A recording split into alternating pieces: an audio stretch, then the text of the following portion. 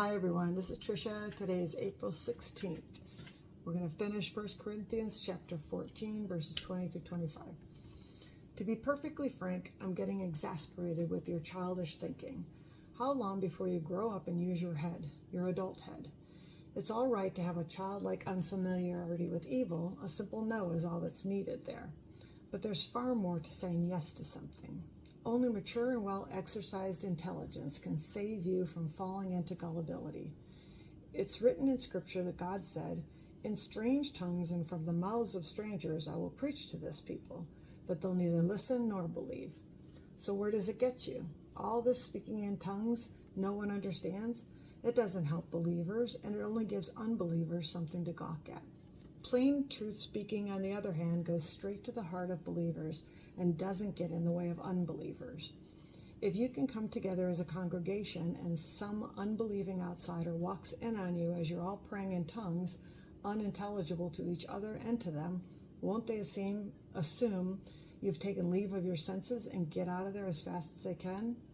But if some unbelieving outsiders walk in on a service where people are speaking out God's truth, the plain words will bring them up against the truth and probe their hearts. Before you know it, they're going to be on their faces before God, recognizing that God is among you. This part's for me. People are being told to communicate with others in a way that they can see and even feel God.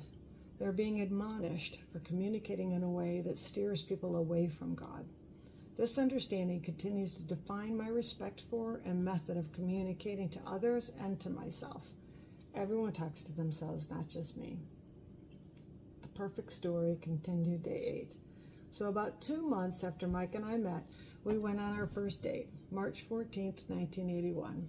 We spent almost every day together afterwards.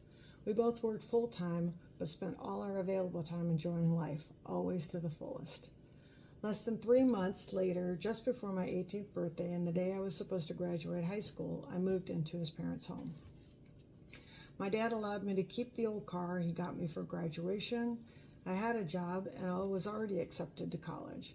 I spent the summer working, partying, and getting set up to go to school. I met with banks for loans and the admissions staff to make sure all the I's were dotted and T's were crossed.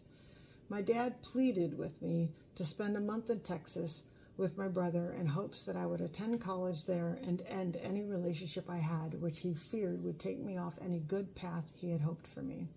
I went to Texas and I'm thankful for the experience.